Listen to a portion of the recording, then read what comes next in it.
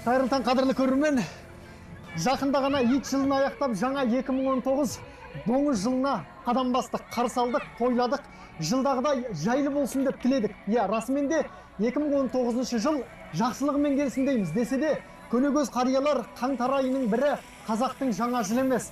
Жыл басы Наурыз, тіпті жыл санаумен жыл қайырудың өзі осы Наурыз айынан басталады деп айтып отырады. Расымен де жаңа жылда қаңтардың қақаған аязында емес, бәйшешегі бір жарған көктемнің шуақты күндерінде тойлаған әлде қайда жақсы ма деп ой түйесің. Жалпы қазақша жыл қайыру турасында біз білмейтін тағы қандай беймәлім тұстар бар. Бүгін осы жайында айтқымыз келеді. Халықтық жыл санау есебінде 12 жыл, 12 мүшел түсінігі бар екені белгілі. Ол туралы 8 ғасырдағы күлтегін ескерткішінде және 11 ғасырда өмір сүрген Махмұд Қашқаридің еңбектерінде жазылған. Сонымен қатар Шипагерлік баян кітабының авторы, ғұлама ғалым Өтей бойдақ Тілеуқабыл ұлымен қатар өмір сүрген атақты Әмір Темірдің немересі Ұлықбек бір жылда 365 күн, 6 сағат, 9 минут, 15 секундтан тұрады деп тұжырымдаған. Әдетте қазақша жыл санау тышқан жылынан басталады. Әрі қарай сиыр, барыс, қоян, ұлу, жылан, жылқы, қой, мешін, тауық, ит, доңыз деп аяқталады. Енді бізде бүгінгі таңдағы мына Қазақстан Республикасындағы әртүрлі саяси және басқа да көптеген уақиғаларды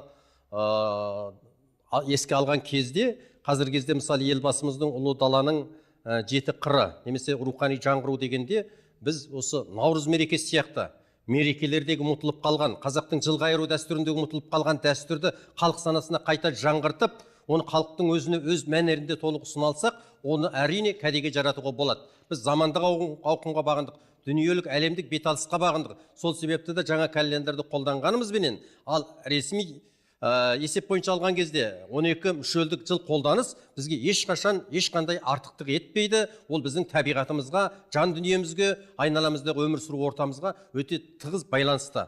12 мүшелге негізделген ескіше жыл қайырудың басты артықшылығы әр адам өзінің қай жылы туғанын және неше мүшелге толғанын біле алады. Мысалы, бірінші мүшел 13 жаста болса, оған 12 жылды қосып, келесі мүшелді білуге болады. Ескеретін жай, жыл қайырудың соңғы жылы саналатын доңыз жануарын кәдімгі үй шошқасымен шатастырмау керек.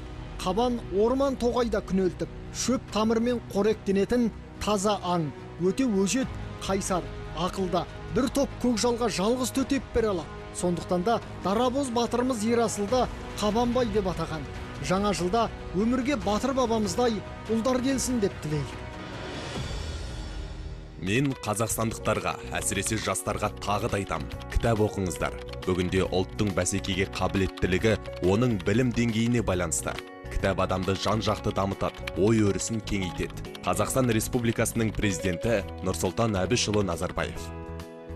Сонымен қатар 2017 жыл Сочиде өткен тәуелсіз мемлекеттер достастығы сыртқы істер министрлері кеңесінің отырысында 2019 жыл кітап жылы деп жарияланды. Кітап білім бұлағы, білім өмір шырағы деген сөз бекерге айтылмаған ақиқат. Десе де, ақпараттық технологиялар қарыштап дамыған заманда әлеуметтік желілер мен түрлі құрылғылардың дәурені жүріп тұр. Әркім қалағанынша өз қажетін тауып оқи алады. Бірақ сала мамандары цифрлы жүйе ешқашан кітаптың орнын баса алмайды дейді. Біріншіден, әлеуметтік желі деген ол кітап емес. Екіншіден, әртүрлі желілерде электронды нұсқалары бар кітаптардың. Бірақ бәрібір мен сол кітаптың құдіретін электронды нұсқалардан оқып алады дегенге әзір өзім сенбеймін. Кітап оқып үйренудің өзі үлкен мәдениет. Онда сауаттылық та, этика да, бұнда білім де, бұнда ғылым да барлығы бар.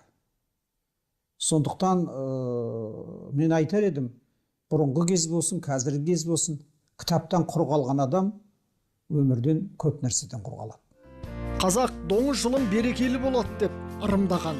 Расымен де 2019 жылдың еншісінде қазақ жастарының әлеуетін көрсететін мүмкіндік бар. Мағжан сенген жастарға елбасы үміт артып, биыл жастар жылын жариялады. Ендеше мәңгілік ел болашағының кепілі жастар жаңа жылда жаңа жетістікке жетеді деп сенеміз.